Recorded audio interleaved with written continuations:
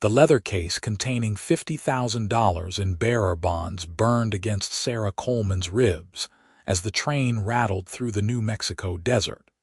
And she knew the three men in black suits would kill her the moment they found what she had stolen from their boss. She had worked as a bookkeeper for Marcus Thornhill's shipping empire in Santa Fe for 2 years before she discovered what he was really moving through those freight cars. Girls. Young women trafficked from desperate towns across the territories, sold like cattle to brothels in California and Mexico.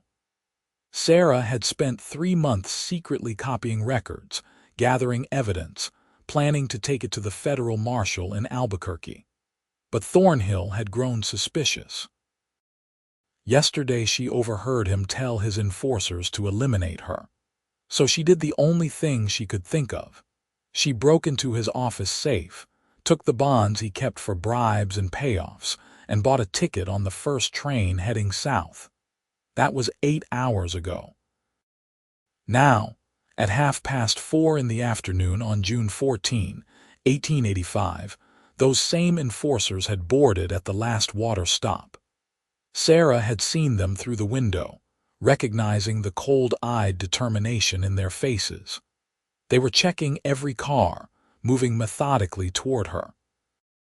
The train curved around a bend, and Sarah spotted salvation. Or at least a chance.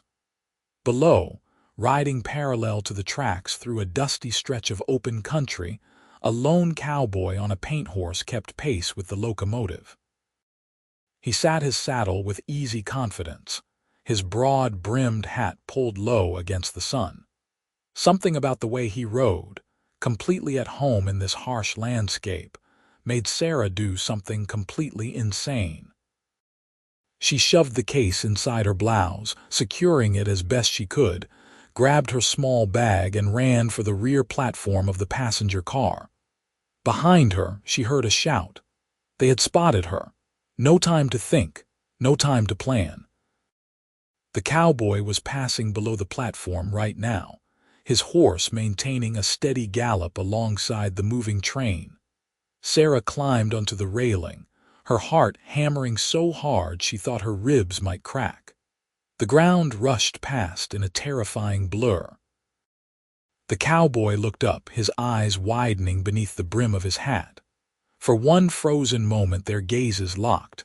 Then Sarah jumped. The fall seemed to last forever and no time at all.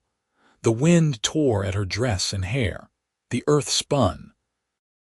Then strong arms caught her, breaking her momentum, and she found herself crushed against a solid chest that smelled of leather and sage.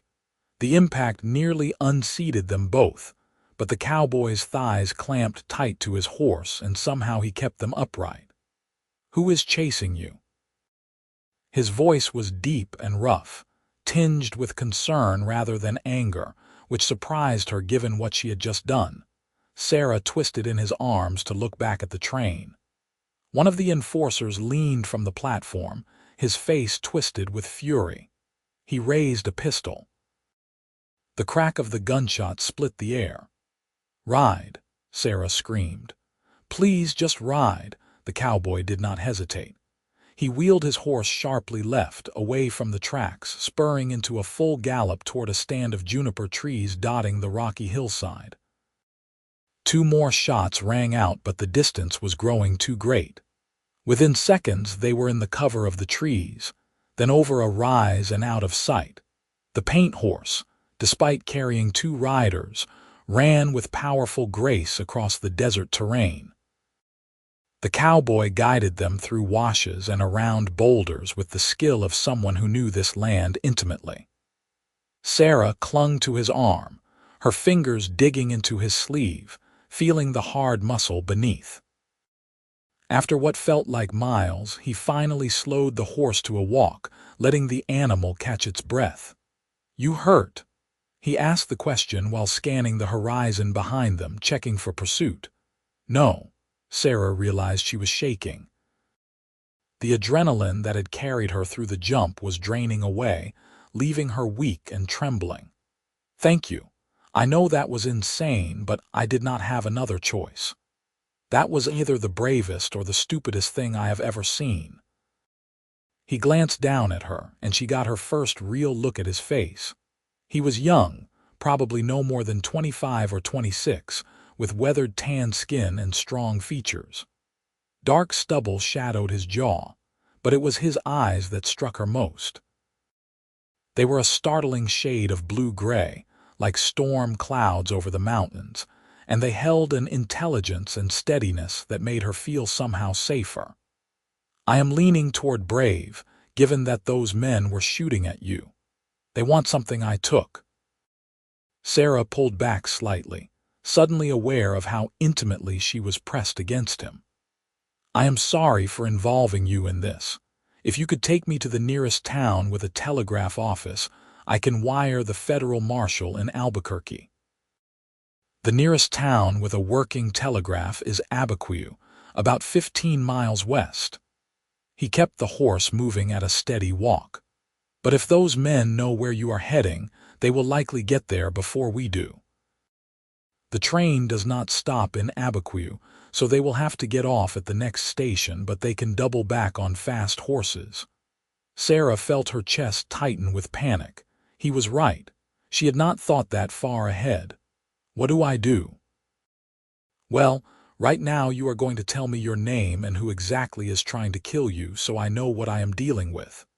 His tone was firm but not unkind. My name is Jacob Vaughn. My family has a ranch about 10 miles from here. Sarah Coleman. She took a shaky breath. The men chasing me work for Marcus Thornhill. He runs a shipping business out of Santa Fe, but it is a front for trafficking. I found evidence, and I was going to take it to the marshal, but Thornhill found out. I took bearer bonds from his safe so I would have money to disappear after I reported him. I have the bonds and copies of his records hidden on me. Jacob's jaw tightened. Thornhill, I have heard that name. Nothing good. He was quiet for a moment, thinking. If you go to Abiquiu, you are an easy target. The town is small and strangers stand out. Those men will find you before the marshal can get there from Albuquerque, and even if they do not kill you outright, they will take what you stole and make sure you disappear. Then what do you suggest? Sarah tried to keep the desperation out of her voice. You come to my family's ranch. We will get the telegram sent from Abiquiu, but you will stay somewhere safe until the marshal arrives. He looked down at her again, and something in his expression softened. I give you my word, Miss Coleman, that nobody will hurt you while you are under my protection. The certainty in his voice should have seemed arrogant, but instead, it just made Sarah want to cry with relief. She had been running on fear and determination for so long that having someone offer real help felt overwhelming. Why would you do that for a stranger? Because you jumped off a moving train and trusted me to catch you. A slight smile tugged at the corner of his mouth. That deserves something more than being dumped at the nearest town to fend for yourself. And because if what you say about Thornhill is true, then what you are doing is right. That matters. Sarah found herself smiling back despite everything. You have a very interesting code of ethics, Mr. Vaughn. Just Jacob, please. He shifted in the saddle, adjusting her position so she sat more securely. Can you ride? Not well, but I know the basics. Good enough. He turned the paint horse toward a gap in the hills. We will reach the ranch by dark if we keep a steady pace. My brother is there with his wife and my parents. You will be safe. As they rode, the sun began its descent toward the western horizon, painting the desert in shades of gold and amber. The landscape was harsh but beautiful, all red rock and scattered green vegetation. Sarah had never been this far from civilization, this exposed to the raw wildness of the territory. It should have frightened her, but with Jacob's arms around her and the steady rhythm of the horse beneath them, she felt strangely calm. Tell me about your ranch, she said after a while, wanting to fill the silence with something other than her own anxious thoughts. My father started it 20 years ago before New Mexico was even a territory. Jacob's voice took on a note of pride. We run cattle, about 500 head. It is not the biggest operation, but it is ours, free and clear. My older brother Jonathan runs most of the day-to-day now that my father's back is bad. I handle the horses. We breed and train them for sale to the army and private buyers. You are good with them. Sarah could tell by the way his paint responded to the smallest shift of his weight. Horses are honest. They do not lie or cheat or hurt people for profit. There was an edge to his words. I like that about them. You have dealt with men like Thornhill before. Different names, same kind of evil. Jacob's arms tightened slightly around her. 3 years ago, a group of men tried to run off our best breeding stock. They killed one of our hands, a good man with a wife and baby. We tracked them down and turned them over to the law, but it does not bring back the dead. Men who think money gives them the right to destroy lives, they are all the same. Sarah heard the pain beneath his anger and understood it. The girls Thornhill traffics, most are not much younger than me. Some are even children. He takes them from families who cannot fight back and sells them into lives of misery. I kept thinking about them every time I had to write up his shipping manifests, knowing what the coded entries really meant. I had to do something. You did. You risked everything to stop him. Jacob looked down at her with something like admiration. That takes courage most people do not have. The warmth in his eyes made Sarah's breath catch. She looked away, unsettled by the sudden flutter in her chest. This was ridiculous. She had known this man for less than 2 hours. She was running for her life with evidence that could bring down a criminal empire. This was absolutely not the time to notice how handsome Jacob was, or how safe she felt in his arms, or how his voice seemed to resonate through her entire body when he spoke. But she noticed anyway. As darkness fell, lights appeared in the distance. The Vaughn ranch materialized from the gloom, a collection of buildings clustered around a main house. Corrals held horses that whinnied at their approach. Dogs barked. A door opened and a woman's voice called out, "Jacob, is that you? It is Ma." Jacob rode right up to the house and dismounted, then reached up to help Sarah down. Her legs nearly buckled when her feet hit the ground. She had been tensed in the saddle for hours and everything ached. Who is this?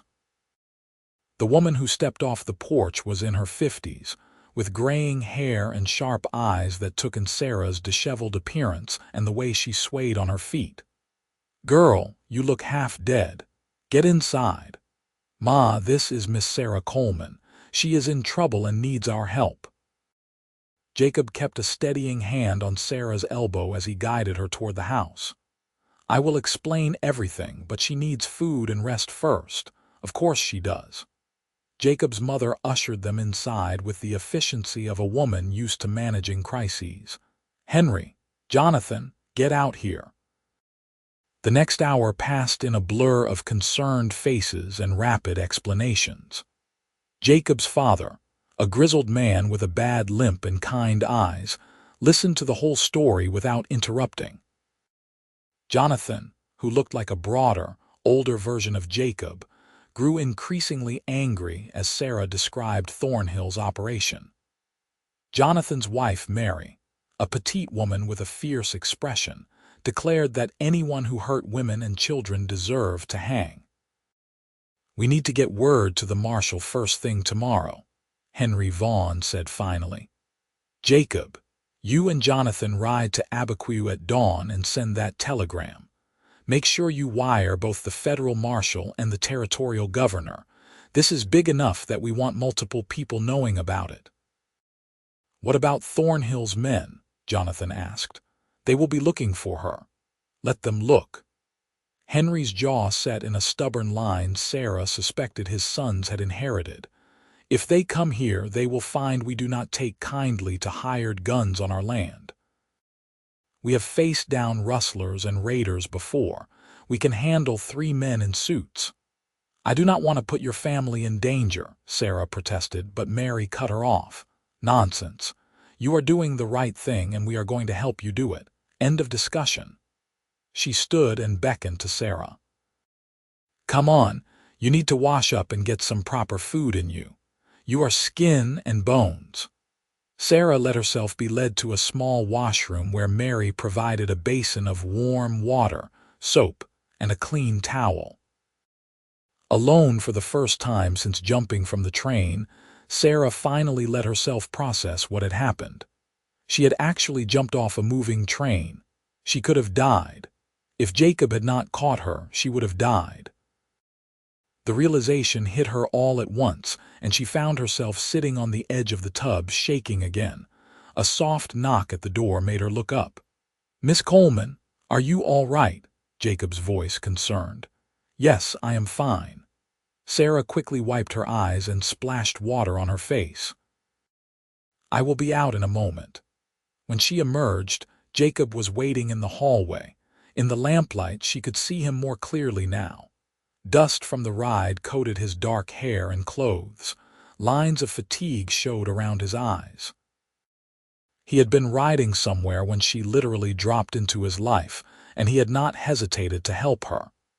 "I never properly thanked you," she said quietly, "for catching me, for bringing me here, for believing me. You do not need to thank me for doing what is right." But his expression softened. "Though I am glad I was there, when I saw you climb onto that railing, my heart stopped. I thought you were going to miss. So did I." Sarah managed a shaky smile. "It was the most terrifying thing I have ever done. You are safe now." Jacob said it with such conviction that Sarah almost believed it. "Get some rest. Tomorrow we will make sure the law knows what Thornhill has been doing, and then you will never have to be afraid of him again." Sarah nodded, but as she followed Mary to a small guest room, she could not shake the feeling that things were not going to be that simple. Men like Thornhill did not give up easily, and she had made herself his enemy. Still, when she finally lay down on the narrow bed, exhaustion overtook fear. She fell asleep thinking about storm-blue eyes and strong arms catching her as she fell. She woke to the sound of horses and men's voices just after dawn. For a confused moment, Sarah could not remember where she was, then everything came rushing back. She dressed quickly in the spare dress Mary had left for her and hurried to the kitchen. Jacob and Jonathan were preparing to leave, checking rifles and revolvers with practiced efficiency. Both wore gun belts now, and the sight drove home just how serious the situation was. "The telegraph office opens at 7, Jacob was saying to his father. "We will send the messages and wait for confirmation, then head straight back. Should be home by early afternoon. Be careful." Henry gripped both his son's shoulders. "If you see anyone suspicious, do not engage. Just get back here." Jacob's eyes found Sarah across the room. "We will get help coming, Miss Coleman, I promise." "Be safe," Sarah said, surprised by how much she meant it. The thought of Jacob riding into potential danger made her stomach clench with worry, which was absurd. She barely knew him. But she watched through the window as he and Jonathan rode out, and she did not look away until they disappeared over the ridge. The morning passed with agonizing slowness. Mary tried to keep Sarah busy with household tasks, but every sound made her jump. Henry and 2 ranch hands stood watch, rifles ready, but the land remained quiet. Too quiet. Sarah could not shake the feeling that something was wrong. When Jacob and Jonathan finally rode back into the yard just past noon, Sarah felt weak with relief. But the grim expressions on their faces killed that relief instantly. "What happened?" Henry demanded as they dismounted. "The telegraph line has been cut somewhere between here and Santa Fe." Jonathan's voice was tight with anger. "The operator said it went down late yesterday, probably right after Sarah jumped from that train. He has no idea when it will be fixed. Could be days." Sarah felt her blood turn to ice. Thornhill, most likely. Jacob met her eyes. He is making sure you cannot call for help. Which means he knows roughly where you are. Then we need to get her out of here, Mary said immediately. Take her somewhere else, somewhere he would not think to look. No, Henry's voice was firm. If we run, we are just making her an easier target. Here we have defensible ground in numbers. This is our land. We know every canyon and draw for miles. If Thornhill's men come looking, they will have to come through us. I should leave. Sarah's voice shook. I cannot ask you to fight my battles. You are not asking. Jacob moved to stand beside her. And this is not just your battle anymore. Thornhill broke the law. He is trafficking human beings. He is threatening someone under our protection. That makes it our fight, too. Before Sarah could respond, a shout came from outside. One of the ranch hands was pointing toward the eastern ridge. Riders, 3 of them, moving slow and deliberate, making no attempt to hide their approach. Everyone inside, Henry ordered. Now. They barricaded the doors and took up positions at the windows. Sarah's heart hammered as she watched the 3 riders descend the slope toward the ranch. She recognized them even at a distance. Thornhill's enforcers, the same men who had chased her onto that train platform. They stopped about 50 yards from the house, well within rifle range but not close enough to be an immediate threat. The man in the middle, tall and thin with a scar bisecting his left eyebrow, called out in a carrying voice. We do not want trouble with you folks. We are just here for the woman, the one who stole from our employer. You send her out, we will leave peacefully, and you will never see us again. Not going to happen, Jacob shouted back. You are trespassing on private property. Turn around and ride out while you still can. The scarred man smiled, and it was not a pleasant expression. You are making a mistake, boy. Our employer is a powerful man. You do not want him as an enemy. Your employer is a criminal, Henry called out, his voice hard as iron. We have sent for the federal marshal. If you are smart, you will ride away and keep riding. Once the law arrives, there will not be anywhere in the territory you can hide. That was a bluff. The telegram had not gone through. But the enforcers did not know that, and Sarah saw uncertainty flicker across the scarred man's face. He conferred quietly with his companions, then turned back. You have until sundown to reconsider. After that, we start making things difficult.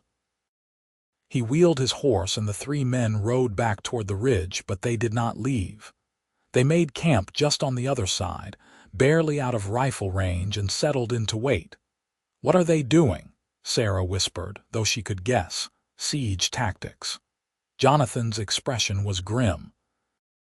They are going to wait us out, make us nervous, maybe try to pick off anyone who leaves the house.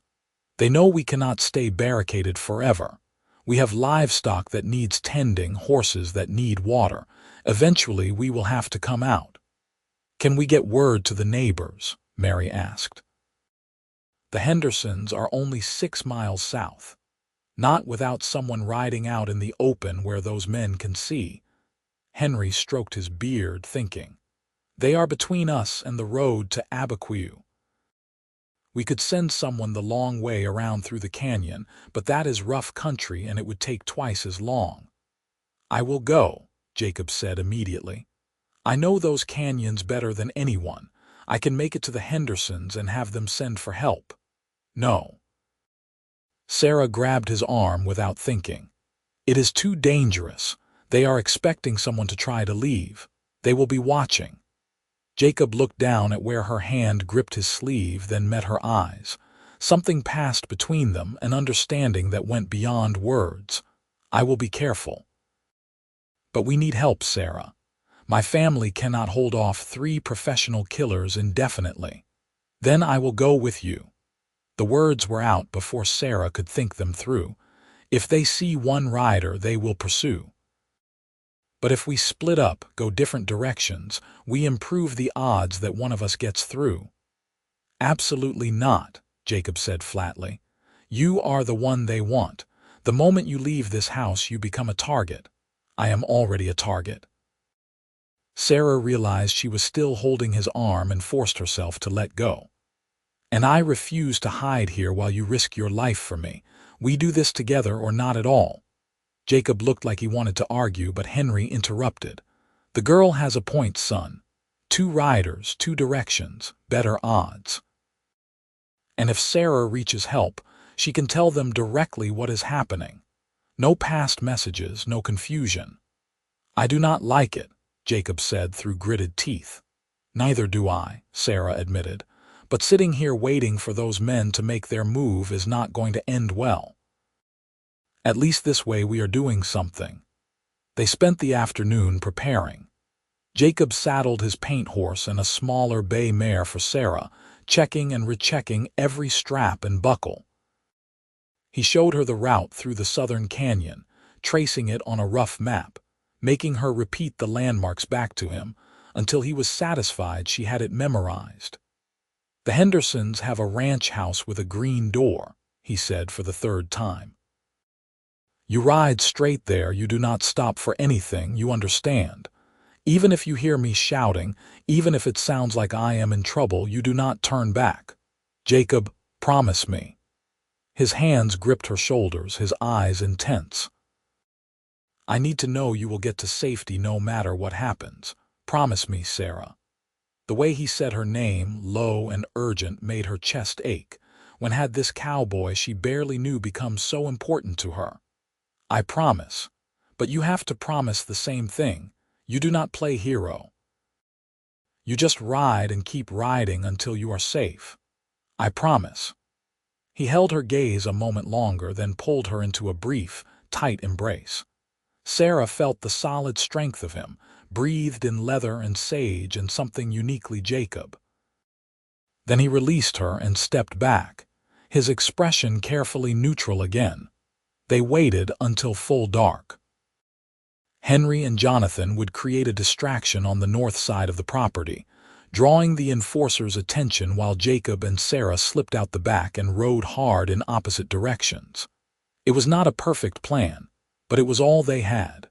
"Ready," Jacob whispered as they crouched by the corral, holding their horses' reins. Sarah nodded, not trusting her voice. The darkness felt alive with threat. Somewhere out there, 3 men waited to kill her. But she also felt alive with something else, determination, and a strange exhilaration at being in motion again instead of passive and waiting. Henry's shout split the night. A lantern flared on the north side of the property. Gunshots cracked. Immediately there was movement on the ridge as the enforcers reacted to the disturbance. "Now," Jacob hissed. They mounted and spurred their horses into the darkness. Sarah bent low over the bay mare's neck as they raced south toward the canyon entrance. Behind her, she heard more shots, shouting. She did not look back. Wind tore at her hair and dress. The mare's hooves pounded the hard earth. Sagebrush loomed from the darkness like grasping hands. Then a rider burst from the shadows to her left. One of the enforcers, his horse cutting across her path. Sarah screamed and jerked her reins right, but the man was already reaching for her, his fingers brushing her arm. A gunshot exploded almost in her ear. The enforcer jerked back with a cry of pain, dropping away into the darkness. Jacob, riding beside her though he was supposed to be heading north, his revolver smoking. "Ride," he shouted, firing again as another shape emerged from the night. They plunged into the canyon mouth side by side. The walls rose steep on either side, forcing them into single file. Sarah's mare stumbled over loose rocks but caught herself. Behind them came the sound of pursuit, hoofbeats echoing off stone. "There," Jacob pointed ahead where the canyon branched. "Take the right fork. It comes out near Henderson's south pasture. What about you?" Sarah shouted back. "I will lead them away. Go." He did not give her time to argue, raining his paint left down the other fork. Sarah had only a split second to decide. Every instinct screamed at her to follow him, to not let him face the danger alone, but she had promised. And if she followed him now, everything he was risking would be for nothing. She took the right fork. The mare ran sure-footed through the twisting canyon. Behind her, the sounds of pursuit faded, which meant Jacob's plan had worked. The enforcers were following him, not her. Sarah should have felt relieved. Instead, terror clawed at her throat. What if they caught him? What if he was hurt or killed because of her? She almost turned back 3 times. Only the memory of Jacob's voice, making her promise to reach safety no matter what, kept her moving forward. The canyon opened into a wide valley bathed in moonlight.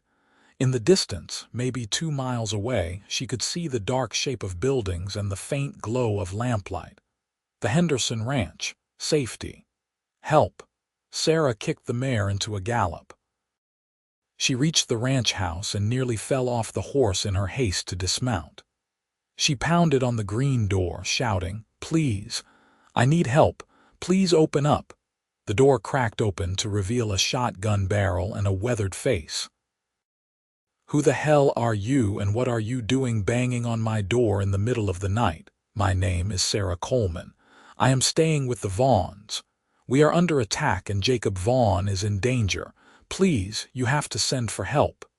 The man's expression changed instantly. "The Vaughns? Why did you not say so?" He threw the door wide. "Martha, get out here.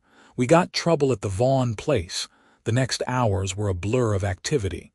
Mr. Henderson sent his 3 sons riding hard for Abiquiu to fetch the sheriff and anyone else who would come. Mrs. Henderson forced Sarah to sit down and drink water while she peppered her with questions about what had happened. Sarah answered mechanically, her mind still with Jacob in those dark canyons. "The boy will be fine," Mrs. Henderson said firmly, reading Sarah's expression. "Jacob Vaughn knows this country better than any man alive. If he is trying to evade pursuit, those city men do not have a chance of catching him." Sarah wanted to believe that. But as the night dragged on with no sign of Jacob or the Henderson sons returning, her anxiety grew into full-blown panic. What if something had gone wrong? What if he was lying hurt somewhere in the darkness? Dawn broke gray and cold. Sarah stood on the Henderson porch, staring at the eastern horizon, willing Jacob to appear. Her eyes burned with exhaustion and unshed tears. If he did not come back, if she never saw him again, she would never forgive herself. Somewhere in the past day and night, Jacob Vaughn had become more than just the cowboy who caught her. He had become important in a way that defied logic or reason. Hoofbeats. Sarah's heart leaped into her throat. A group of riders appeared over the ridge, moving fast. She counted them frantically. 5, 6, 7. The lead rider broke away from the group, spurring ahead. Even at a distance, Sarah recognized the paint horse, the set of the rider's shoulders, Jacob. She was off the porch and running before she even realized she was moving. Jacob dismounted before his horse fully stopped and caught her as she crashed into him. His arms went around her, crushing her against his chest, and Sarah felt tears finally spill down her cheeks. "You are alive," she gasped against his shirt. "I thought, when you did not come back, I am fine, I am right here." Jacob's voice was rough with emotion. He pulled back just enough to look at her face, his hands framing her jaw. "Are you hurt? Did they touch you?" "No, I am fine." "What happened? Where are they?" "2 of them are in Sheriff Matthews' custody." Jacob nodded toward the riders behind him, where Sarah could now see 2 men with their hands bound, riding between armed escorts. "The 3rd one got away, but he will not get far. The sheriff has deputies tracking him." "It is over, Sarah. You are safe." Sarah started laughing and crying at the same time, relief making her dizzy. "The telegraph. The line is being repaired today. The sheriff already sent riders to other towns with working lines. The federal marshal will be in Abiquiu by tomorrow at the latest." Jacob's thumb brushed away her tears with heartbreaking gentleness. "You did it. Thornhill is finished. We did it." Sarah covered his hands with hers. "I could not have done any of this without you." Something shifted in Jacob's eyes. His gaze dropped to her mouth and Sarah's breath caught. The noise and activity around them faded. There was only Jacob, solid and real, looking at her like she was precious, like she mattered in a way that went beyond gratitude or circumstance. "Sarah," he said softly, "I know this is not the time or place. I know you have been through hell and you probably need space to process everything. But I need you to know that when I saw you climb onto that train railing yesterday, something in my world shifted. When I caught you, it felt like I had been waiting my whole life for that moment. And the thought of you being in danger made me realize that somewhere in the last day I started falling for you."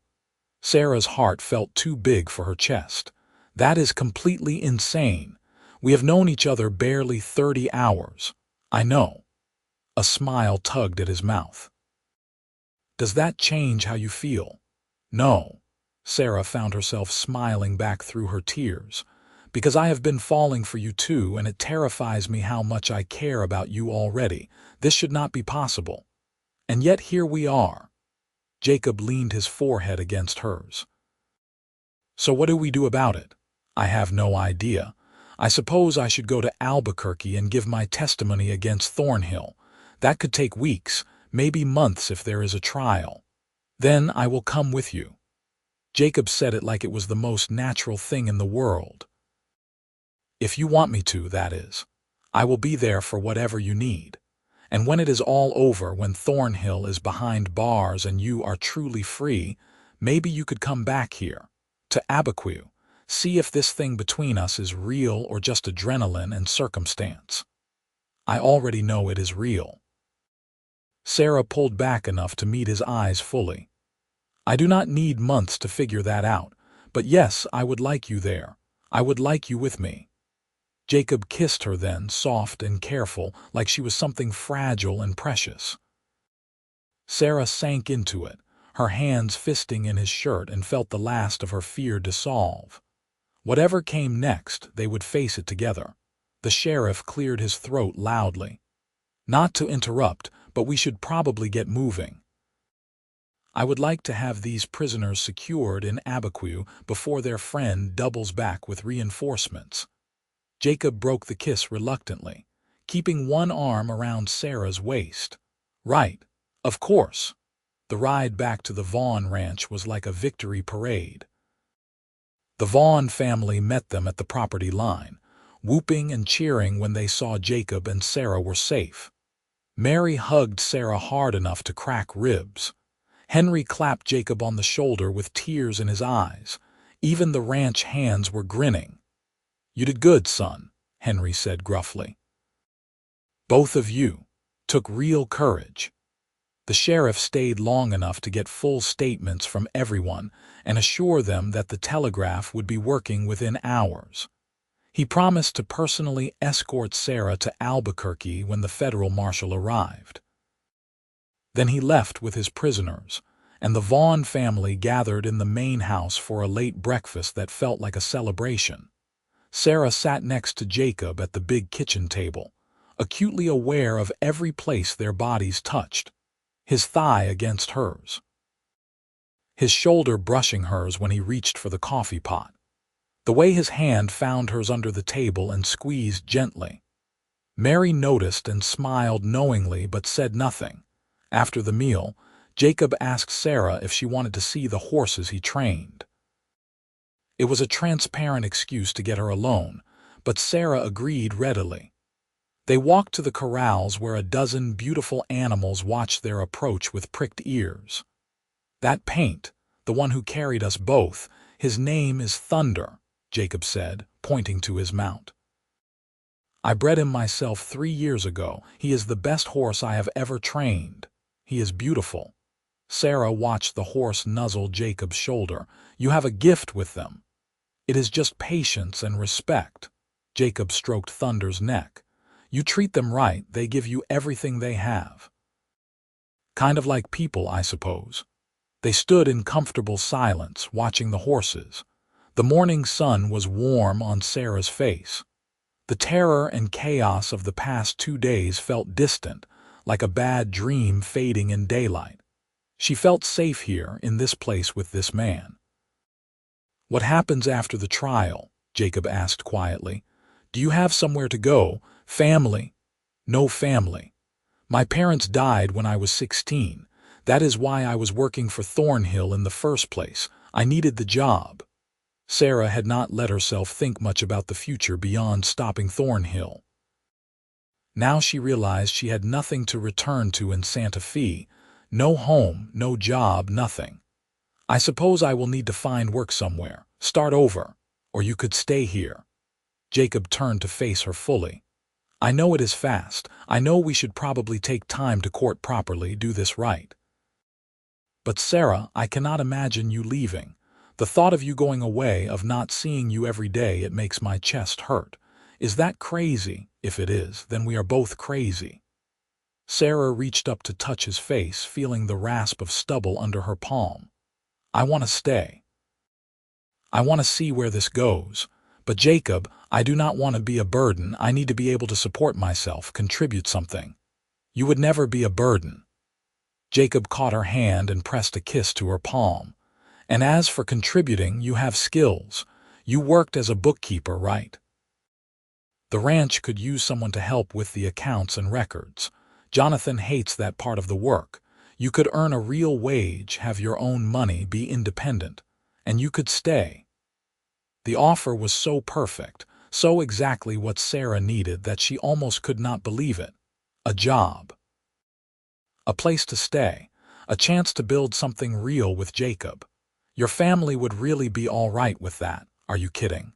My mother already told me that if I let you leave, she will disown me. Jacob grinned.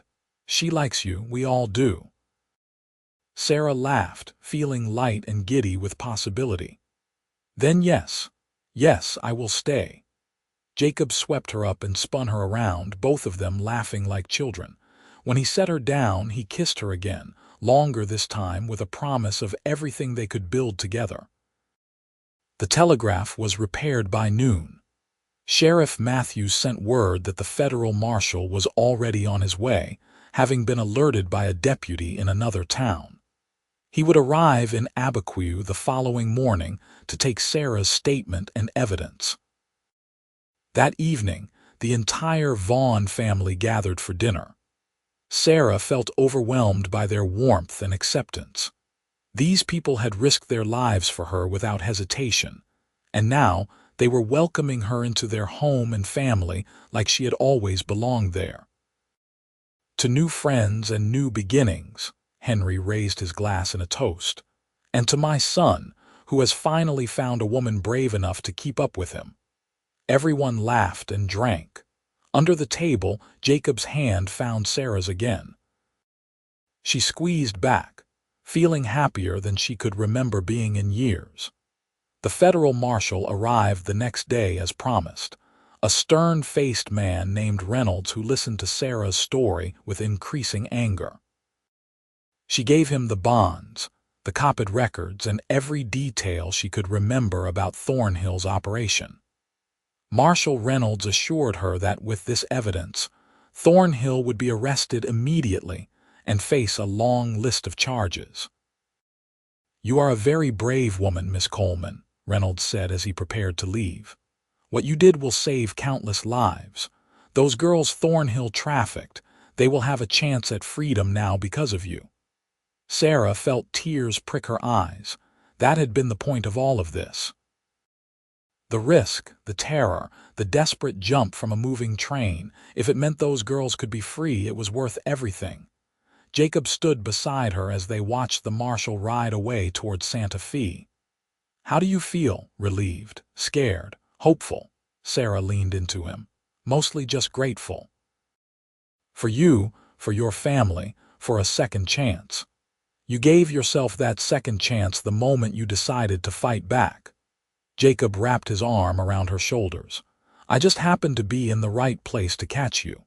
The trial took place 3 months later in Santa Fe. Jacob accompanied Sarah as he had promised, and they stayed in a modest hotel near the courthouse. The trial itself was difficult. Sarah had to recount everything she knew about Thornhill's operation in front of a crowded courtroom. She had to face Thornhill himself, who stared at her with cold hatred from the defendant's table, but she also got to see him convicted. The jury deliberated for less than 3 hours before returning a guilty verdict on all counts. Thornhill was sentenced to 30 years in federal prison. His trafficking network was dismantled. 18 young women were freed from brothels across the territory and given assistance to return home or start new lives. When it was over, Sarah and Jacob stood on the courthouse steps in the bright New Mexico sunshine. Sarah felt like a weight she had been carrying for months had finally lifted. "It is done," she said wonderingly. "It is really done. You did that." Jacob pulled her close. "You made that happen." They returned to Abiquiu and the Vaughn Ranch, which had come to feel like home to Sarah over the past months. She had been keeping the ranch books and helping Mary with the household accounts, and she was good at it. The work was satisfying in a way her job with Thornhill had never been. Here, she was helping people she cared about, contributing to something good and honest. And every evening, Jacob would finish with the horses and find her on the porch. They would sit together and watch the sun set over the desert, talking about their days, their dreams, their future. The attraction between them had only grown stronger with time. Sarah found herself noticing little things about Jacob, the way his eyes crinkled when he smiled, how gentle his hands were despite their strength, the sound of his laugh, the way he always seemed to know when she needed comfort or space or just someone to sit with her in silence. 6 months after Sarah jumped from that train, Jacob proposed. They were at their usual spot on the porch, watching the stars emerge in the darkening sky. Jacob had been quieter than usual all evening, and Sarah had been about to ask if something was wrong when he suddenly dropped to one knee. "Sarah Coleman, I love you more than I knew it was possible to love someone," he said, pulling a simple gold band from his pocket. "You are the bravest, strongest, most amazing woman I have ever known. You make me want to be better. You make me laugh. You make every day brighter just by being in it. Will you marry me?" Sarah felt tears streaming down her face as she nodded. "Yes. Yes, absolutely yes." The ring slid onto her finger like it had been made for her.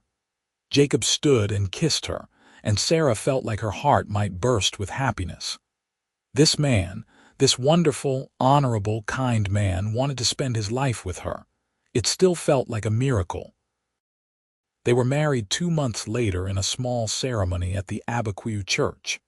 Mary helped Sarah make her dress, a simple cream-colored gown with lace at the collar and cuffs. Jonathan stood as Jacob's best man. Henry walked Sarah down the aisle with tears in his eyes, having told her that it was an honor to stand in for the father she had lost.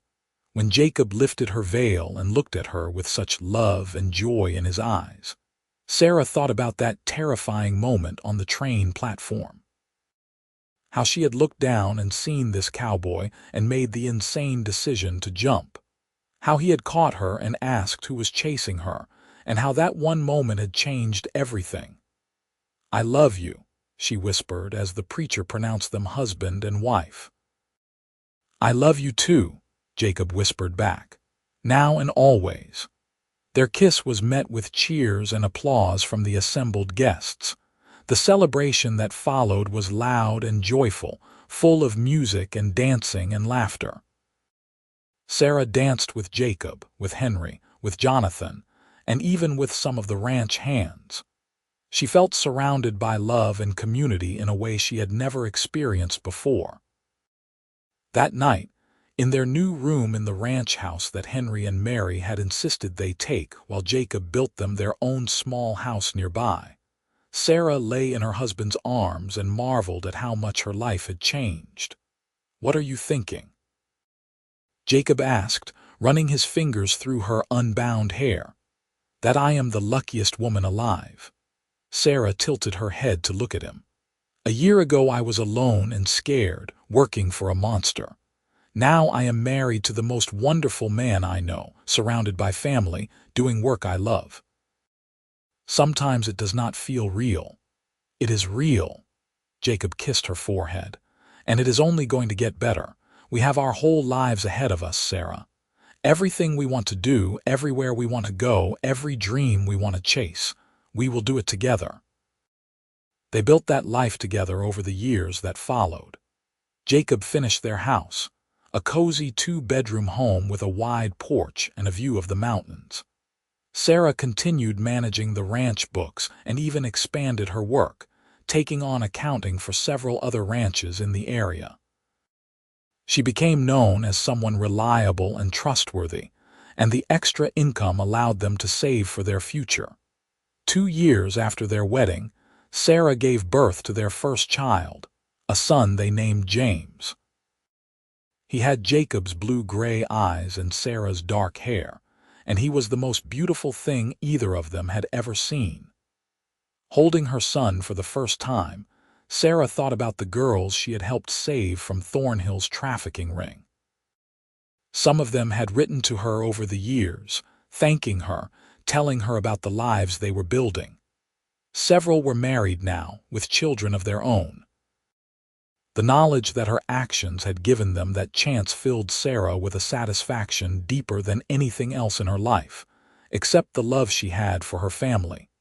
James was followed by a daughter 2 years later. They named her Emma, and she was as fierce and determined as her mother. Then came another son, Thomas, who had his father's gift with animals. The house that had seemed so spacious when it was just Sarah and Jacob became wonderfully crowded and chaotic. Jacob proved to be an exceptional father. He was patient and playful, teaching the children to ride almost before they could walk. He told them stories on the porch in the evenings, the same spot where he had proposed to Sarah all those years ago. He taught them about honesty and hard work and standing up for what was right. Sarah watched him with their children and fell in love with him all over again, deeper and truer with each passing year. Henry passed away peacefully in his sleep when James was 10. The whole family mourned him, but they took comfort in knowing he had lived to see his grandchildren grow. Mary continued to live at the main house, helping with the children and keeping everyone organized. She was the undisputed matriarch of the family, and her word was law. Jonathan and Mary had children of their own, and the Vaughn ranch thrived with the next generation running through its fields. Sarah often stood on her porch, watching all the children play together, and marveled at the family she had become part of. One evening, when Sarah was 42 and Jacob was 44, they sat together on their porch watching the sunset. Their children were grown now.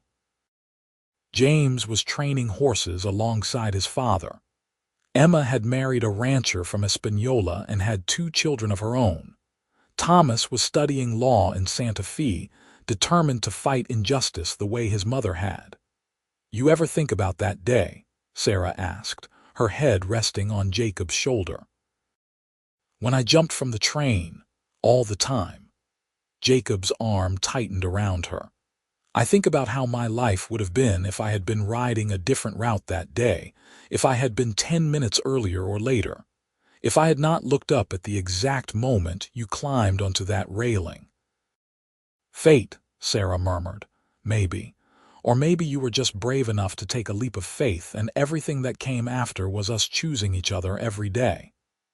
Jacob tilted her face up to kiss her. "Either way, I am grateful. Every single day I am grateful that you jumped and I caught you." "So am I." Sarah smiled against his lips. "I was running from death when I jumped. I did not know I was jumping toward life, toward love, toward everything I never knew I wanted. Who was chasing you?" Jacob quoted his own first words to her, a smile in his voice. A past I needed to escape. A future I was terrified of. But you caught me, Jacob Vaughn, and you gave me a future more beautiful than I could have imagined. They sat together as the sun set and the stars emerged, the same stars that had witnessed Sarah's desperate leap from a moving train all those years ago. But now she was not running. She was home, held safe in the arms of the man who had caught her and chosen to love her. The man she had built a life with, one day and one choice at a time. It was not the life she had planned, but it was the life she had fought for, and it was more than enough. It was everything.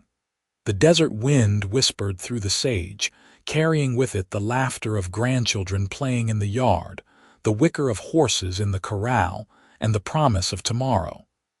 Sarah closed her eyes and breathed it all in, content in a way she had once thought impossible. She had jumped into the unknown, and the unknown had become home. Years continued to pass in the gentle rhythm of ranch life. Sarah and Jacob watched their grandchildren grow, adding their own stories to the family legacy. The ranch prospered under the combined efforts of both Vaughn brothers and the next generation. On clear nights, they still sat on that same porch, hands entwined, watching the stars wheel overhead. Jacob, now silver-haired and weathered by decades of sun and wind, would sometimes trace the lines of Sarah's face with his fingertips and tell her she was still the most beautiful woman he had ever seen. Sarah would laugh and call him a flatterer, but she would lean into his touch, grateful beyond measure for every moment they had shared. When Sarah was 65, she received a letter from one of the women who had been freed from Thornhill's trafficking network. The woman was now a teacher, married with grown children of her own, and she wrote to tell Sarah that she was naming her first granddaughter after her. "You gave me my life back," the letter read. "Everything good I have experienced, every moment of joy exists because you were brave enough to fight. My granddaughter will know your story. She will know what real courage looks like." Sarah cried when she read it, and Jacob held her while she did. These moments, these reminders of the ripples their actions had created, were gifts neither of them took for granted. They celebrated their 50th wedding anniversary surrounded by children, grandchildren, and even a few great-grandchildren. The party was held at the ranch, now run primarily by James and his sons, though Jacob still worked with the horses every day. He claimed retirement would kill him faster than any hard work ever could. 50 years, Sarah said wonderingly as they danced together under strings of lanterns. "How did we get so lucky?" "You jumped, and I caught you," Jacob replied, the answer he always gave. Everything else just followed from that. That night, lying in bed in the house they had built together all those decades ago, Sarah thought about the frightened woman she had been on that train, how she had been running from death with no real plan beyond survival, how she had looked down and seen a cowboy on a paint horse and made the most impulsive decision of her life. It had been terrifying. It had been reckless. It had been the best decision she ever made. "Jacob," she whispered into the darkness. "Yes, love. If you could go back and change anything, would you?" "Not a single thing." His answer was immediate and certain. "Every moment, good and bad, led us here. To this life, this family, this love, I would not change a second of it." Sarah smiled and closed her eyes, secure in his arms, just as she had been on that desperate ride through the desert so many years ago. She had been chased by evil men and a dark past. She had leaped into uncertain air with nothing but hope and desperation, and Jacob Vaughn had caught her, asked her who was chasing, and then spent the next 50 years making sure she never had to run again. They lived out their days in the house Jacob built, surrounded by the family they created together. Sarah passed peacefully at the age of 78, Jacob holding her hand, telling her he loved her one last time. Jacob followed just 2 years later, his children swearing that he had simply been unable to bear being apart from her any longer. They were buried together on a hillside overlooking the ranch, their graves marked with simple headstones that bore their names and the dates of their lives. But their real legacy was not carved in stone. It lived in the children and grandchildren who carried their stories forward. It lived in the lesson they taught about courage, love, and the power of choosing each other every day. And sometimes, on clear desert evenings when the wind was right, ranch hands would swear they could see two figures on that hillside porch. A man with storm-blue eyes and a woman with a smile like sunrise, sitting together and watching the stars, their hands entwined for eternity. A woman who had been brave enough to jump, and a man who had been steadfast enough to catch her. Who had asked her who was chasing, and then spent a lifetime making sure she was safe, loved, and home. Their story became legend in Abiquiu. The tale of the woman who jumped from a moving train and the cowboy who caught her was told and retold, embellished and celebrated. But at its heart, it remained a simple truth. That sometimes courage looks like leaping into the unknown, and sometimes love looks like a pair of strong arms ready to catch you when you fall. And in the end, that was all that mattered. Not the fear or the running or the dangers faced. Just the jump, the catch, and everything beautiful that came after.